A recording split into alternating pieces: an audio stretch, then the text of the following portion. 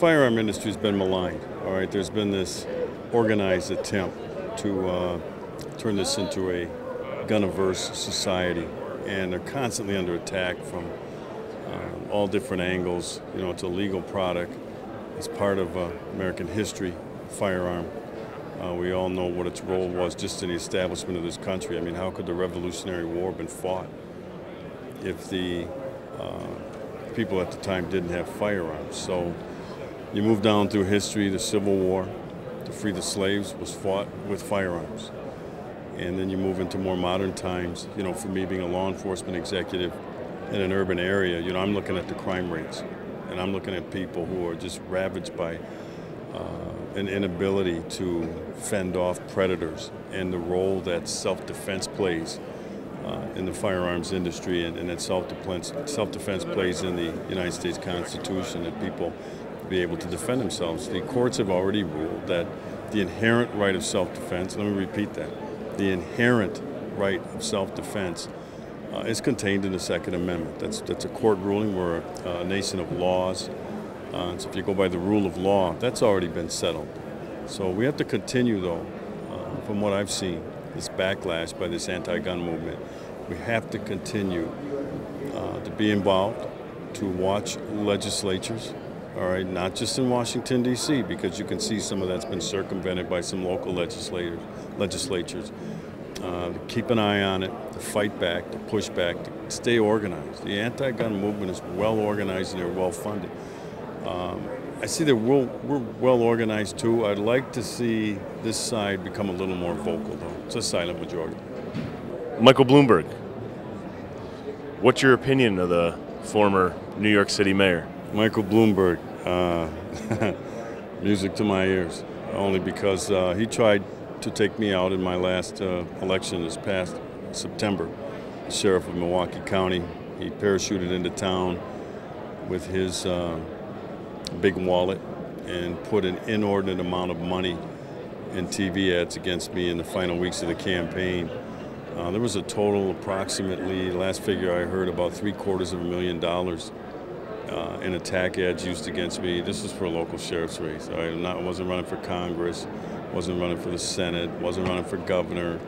This is a local sheriff's race, but they understand that the message that I bring in protecting freedom, protecting Second Amendment, protecting shooting sports is a powerful one because it resonates all across the spectrum. All right, it transcends race, it transcends gender, it transcends class, it transcends age demographics. Okay, and that's why they saw me as an enticing target. But what he miscalculated was that my message does resonate across the spectrum in Milwaukee County. He found out the hard way. You know, he has pledged $50 million of his own money in this anti-gun movement, and to run against people running for office who are pro-gun. And he hasn't had a signature win yet. And I don't think he will, but he saw me as easy pickings. He said, I can knock this sheriff off. This will be, and then I can parade him around because he has a platform and he's created a profile for himself. I can put his head on a stick and say, see what's going to happen to you if you stay on this pro-gun movement. But it didn't work because the history of the firearm in the United States, like I said, goes back to the beginning of this country. People hold it near and dear to their hearts, and you'd be surprised the people who do look at firearms possession, firearms ownership, the Second Amendment.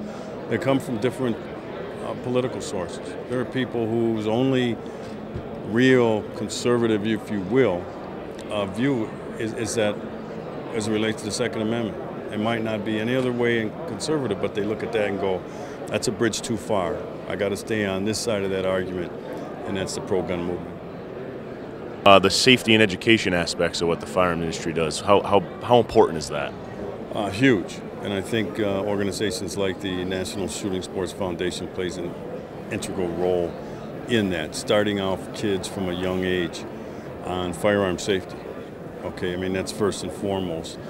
And I would like to see that used as the model, the Shooting Sports Foundation, getting people involved, being around firearms, being comfortable around firearms, being safe with firearms. I'd like to see that be used as the foundation to change this dynamic from a gun-averse culture to where we're comfortable and that the firearm is restored in its rightful place in American society. Do you have anything to say to anyone that may have misconceptions about SHOT Show and the firearms industry? Well, you got to come see. Like I said, it's my first time. Been to other gun shows, and it's the same thing. It's people, all walks of life, everyday people, and that's what these things are about, really. All right, it's about the American people and exercising the Second Amendment right in a number of ways. All right, one is we know is government tyranny, the other is self-defense, but then there's the shooting sports as well.